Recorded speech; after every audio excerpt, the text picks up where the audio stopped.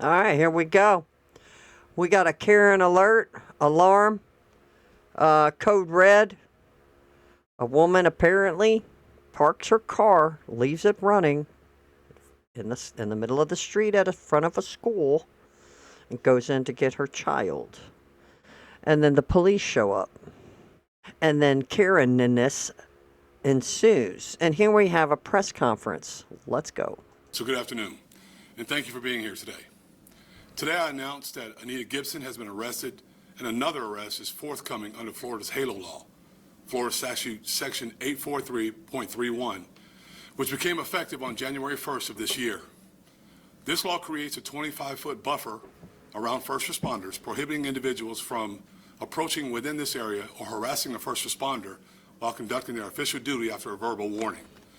The Florida legislature enacted this statute to protect first responders from threats and interference so that these public servants can focus on their important duties. This arrest stems from a criminal incident that occurred on the afternoon of Tuesday, October 7th, outside of the IDEA Charter School located in the 1800 block of Bassett Road. Erica McGriff, a habitual traffic offender with revoked Florida driving privileges and a parent of an IDEA student, illegally parked her car in an intersection and left it running and unattended. Officer Holton, a JSO officer working as part of the Safe Schools program, attempted to lawfully discuss the matter with McGriff. She escalated the verbal conversation to physical violence. She violently resisted Officer Holton and eventually punched him repeatedly and bit him with such force that she left a bite impression on his forearm. Gibson and another woman pending arrest were originally spectators. Ultimately, however, they violated Florida law themselves by harassing Officer Holton and failing to provide him with a 25-foot area to safely detain McGriff, and after he gave them verbal warning to get back. They did not comply. Because Officer Holton was outfitted with a body-worn camera, his interactions with McGriff, Gibson, and others on scene were recorded. So I'll share that footage with you now. And additionally, a spectator on scene recorded part of the incident on a cell phone. Some of that cell phone footage has been posted on social media platforms. I will play that cell phone video after the body-worn camera footage is shown. Let's go. We're going to get it all.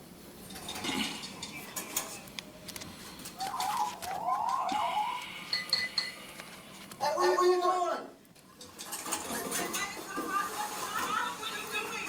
I need your license. I need your license. That's your car. I just want to get out of the car. Okay.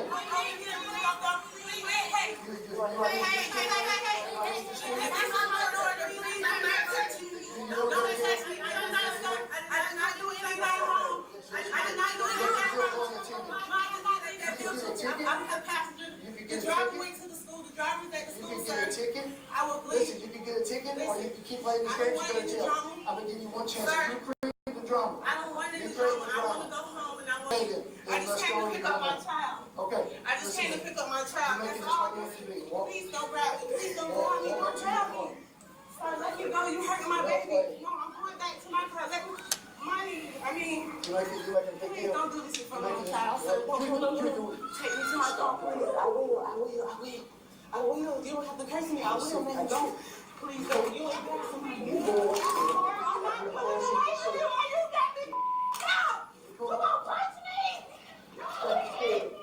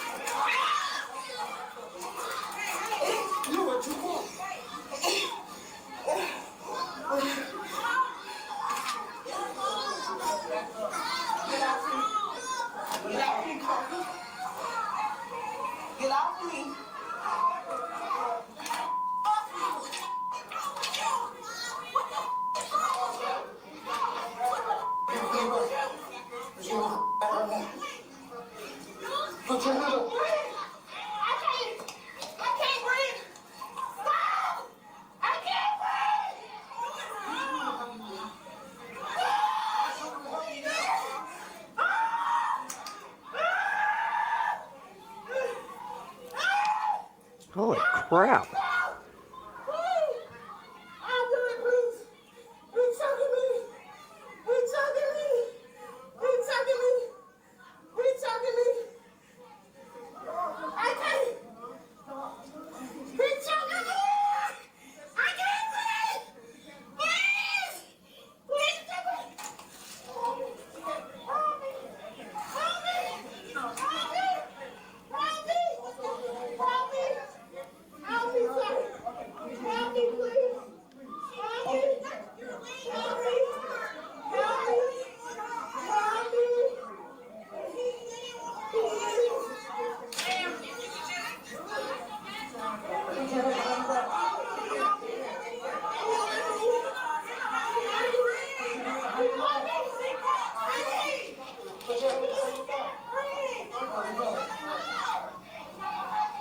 Put your head behind her back.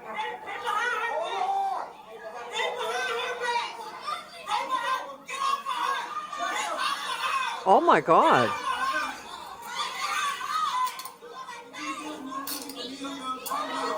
She knows you can't. It's you. What's the pin number to your phone so we can call your mom? You want me to have in my head? Back up. I'm a law enforcement officer. Female push me. I'm your fault. Listen to 0245 Boston Road.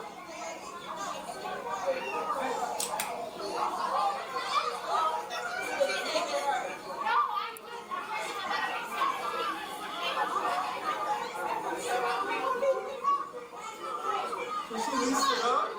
Put her in my car. Put her in my car.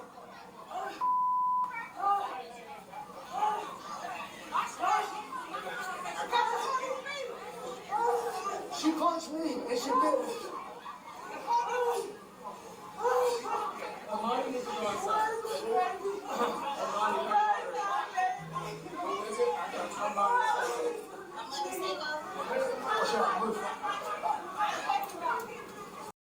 You can choose to raid the caravan,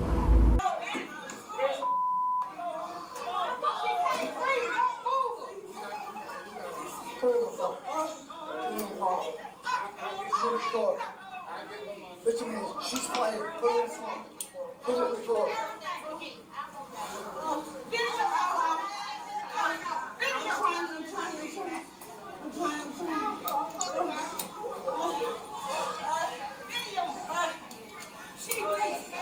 You got 25 feet to get away from me?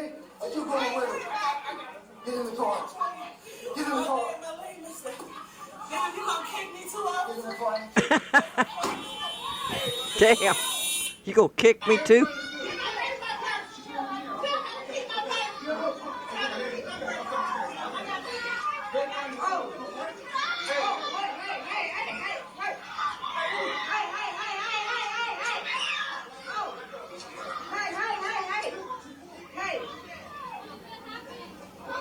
Holy crap.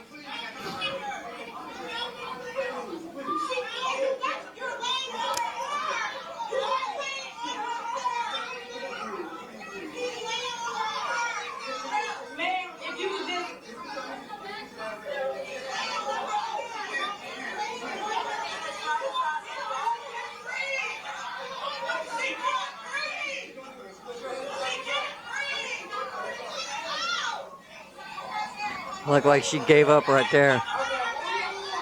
Probably wish she should have did in the first place.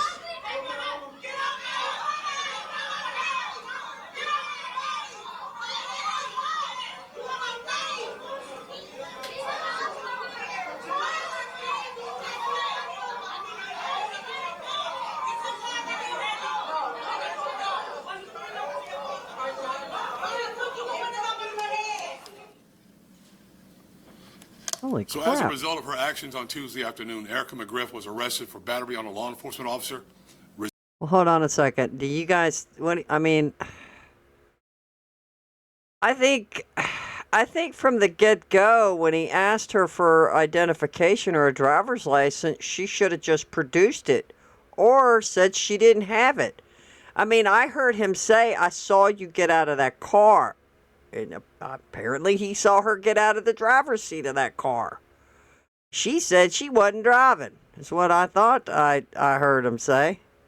But, I mean, wow. It seems like she should have just cooperated from the get-go, no matter what. I mean, she should have just took a ticket or something. But apparently at the beginning of this press conference, he said she was an habitual traffic offender. An habitual. Resisting an officer with violence and operating a motor vehicle while having a driver's license, that is revoked as a habitual traffic offender, which is probably what led to her refusing to give some of those things over in the very beginning. Yeah. These charges are all third-degree felonies, each punishable by up to 5 years in Florida State Prison. Snap. Additionally, McGriff was cited for multiple traffic violations. So what's today's takeaway? If you violently resist our officers, if you punch them, if you bite them, you will be arrested. If you crowd and harass our officers or any first responder after a verbal warning, you will be arrested. JSO will always hold accountable those who violate the law. But this entire episode reaches beyond even law violations. It speaks to the breakdown of civil society that some in our community not only quietly accept, but actively promote. So beyond breaking the law, these adults committed these acts in front of vulnerable and impressionable school children. These adults modeled and normalized for school-age children not only breaking the law, but also lying to the police, violently resisting the police, punching police officers, biting a police officer, and harassing a police officer, and encumbering a police officer. Officer Holton was simply doing his job. Disappointingly, this negative modeling had direct consequences here. Currently, there's an active pickup order for a juvenile for making threats to shoot up Idea Charter School because of this incident. So JSO will not tolerate those who violate the law and victimize our officers or any member of our communities. These jobs are tough enough without all of that. So we reject the flawed theory promoted by some that this type of unprovoked violence is shown to police officers is somehow justified.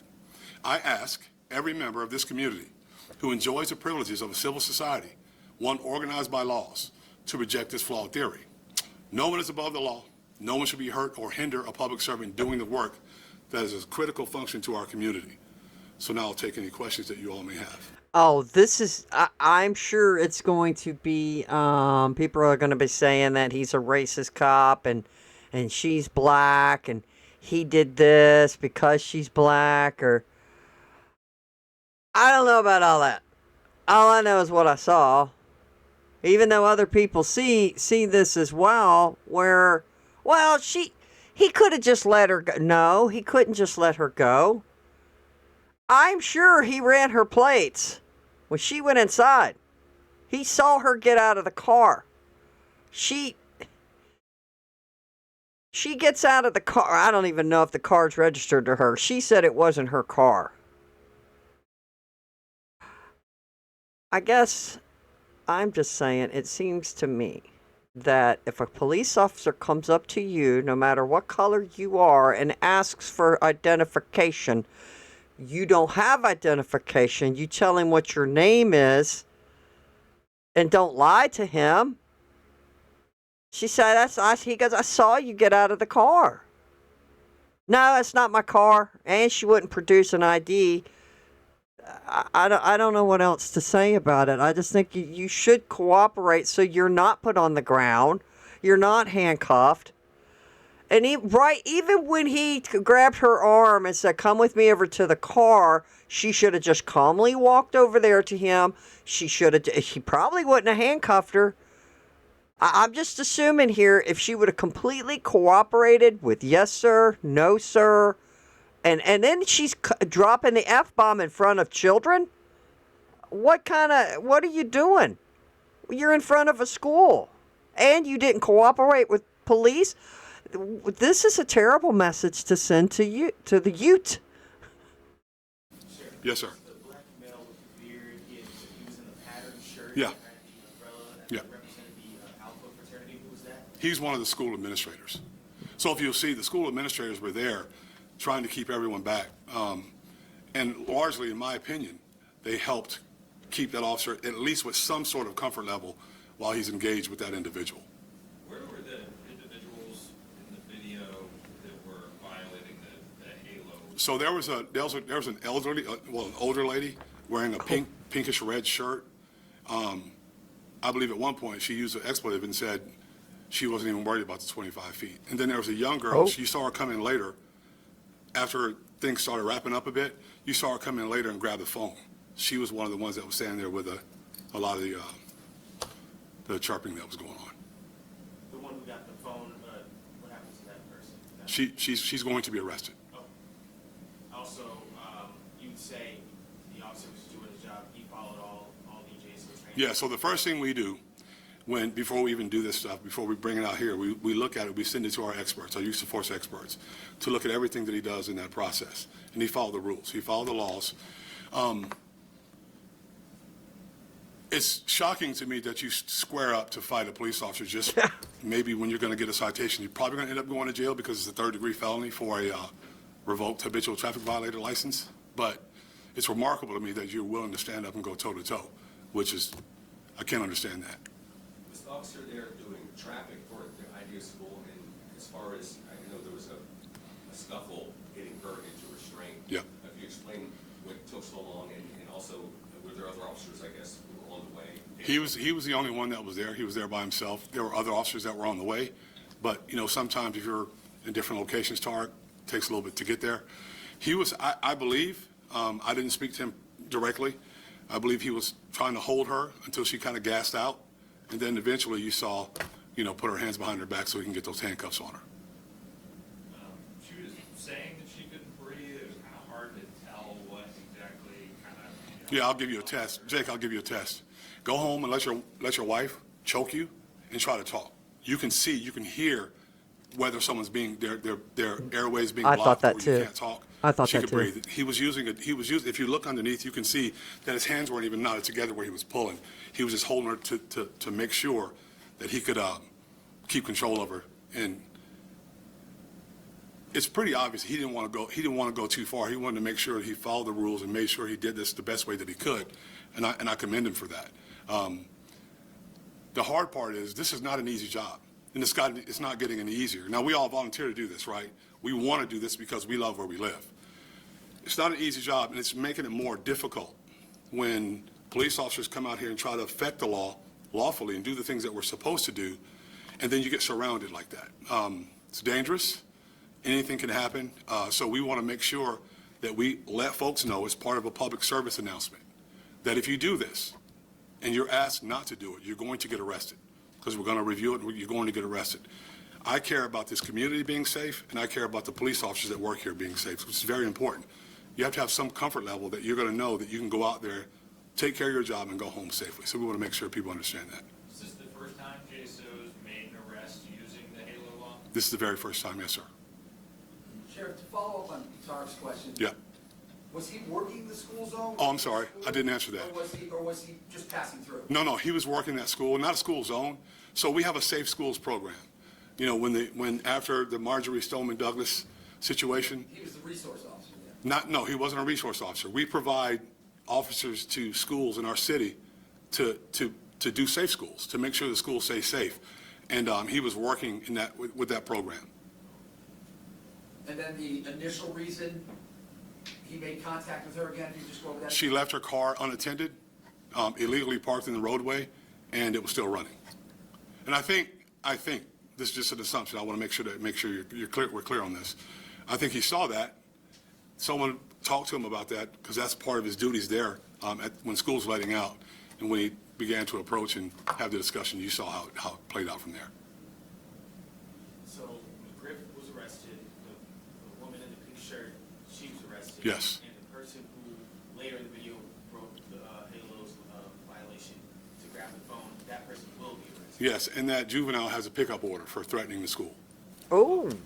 So how does this work for officers? I mean, I know the Halo law's been in effect, but just as far as it would be more of a priority put on having that space so officers can do their job. Yeah, so we'll train on it. We'll make sure we discuss, and they normally do that. You know, you get yourself in a situation like that, you normally say, get back, give me some space. But we'll train on it to make sure that they give that warning to get back. Sometimes if it's bad enough, Tarek, they're not going to be able to say, you have to give me 25 feet. They're going to say, get back, and that's going to serve as that warning to get back. So we'll train on it to make sure that happens, and we'll move from here. My hope is that we don't have those issues. I don't mind people, and I can tell you this, I don't mind people standing beyond 25 feet, videoing, or saying what you're going to say, because people are going to do that, and you have the right to say what you want to say. But if it gets to a point where it creates an uncomfortable level for our police officer who may or may not get hurt by someone in a crowd, then we have to draw the line. Do you know the person who captured the cell phone video? Were they one of the people that violated the Halo law, or no? No, not that I know of. There were a lot of people that were standing there that weren't really even screaming. You know, there were just some agitators there, a lot of agitators there, and we were able to find the ones that definitely disobeyed that law.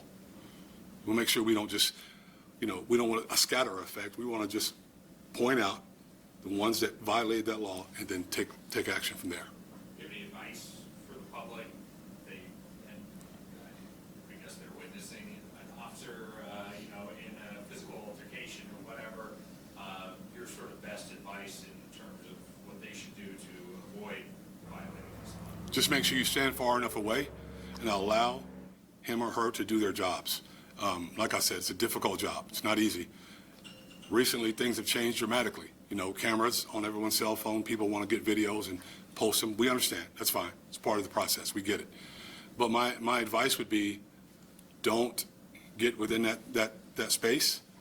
And when you're asked, or once he says get back, or she says get back, then get back. Get back, move away far enough so that he can continue to do his job or her job safely. We don't want them getting into a situation where they may find themselves hurt by someone that's watching. And that happens, and it has happened. And I'm thankful to the Florida legislature for passing this law, because it helps. Discretionary law, though, as well, kind of like the administrator who helped wouldn't be charged, but the person who got too close would. Well, when you have an administrator helping, standing there with an umbrella, just helping and trying to hold people back, you wouldn't charge that individual anyway, because part of it is being harassing, not just standing there. You have to be able to be harassing them or doing something to make them feel like they're unsafe. They weren't doing that. There was others around that were. So it's not necessarily discretionary. You can look at the statute, follow the statute, see what it says, and apply the statute to the people that are violating it. I think this carries on to that. And the person with the cell phone seems to also be within 25 feet. Yep. And is not. Not saying a word. Not saying a word from what we could see. So, you know, she's recording. He says get back. Never agitated, never harassed, just standing there. And just standing there holding the phone is not necessarily harassment, right?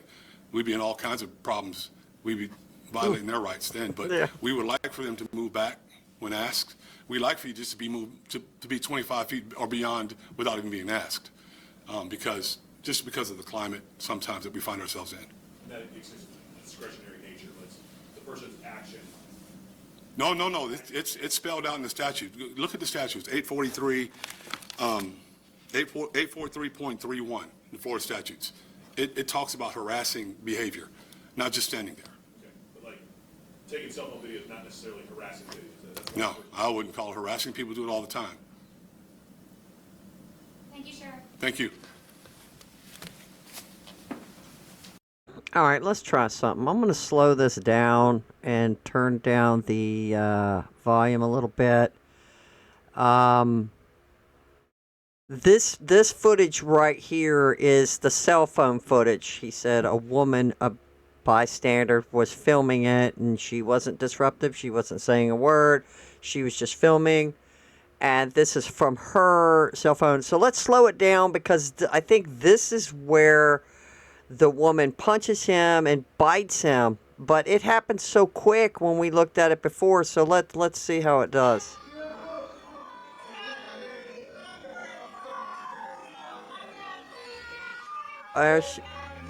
She swung, and then he went after her.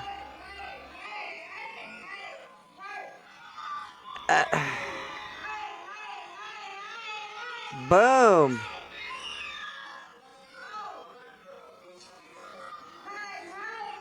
I wish they would have had the camera up high, but because it was like at their legs and waist, where when she immediately started all the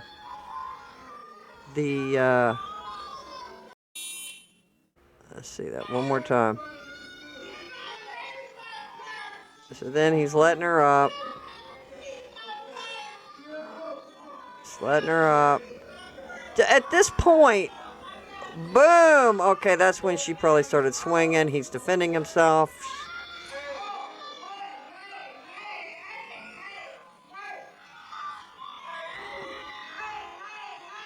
Sorry. Oh, crap. And he just cold cocks her. Oh, cold cocks her again. Brings her down. Jesus. Wow. Well, maybe there were some other people. Obviously, somehow they were able to obtain this footage from one of the bystanders. I would think somebody else would have been filming as well.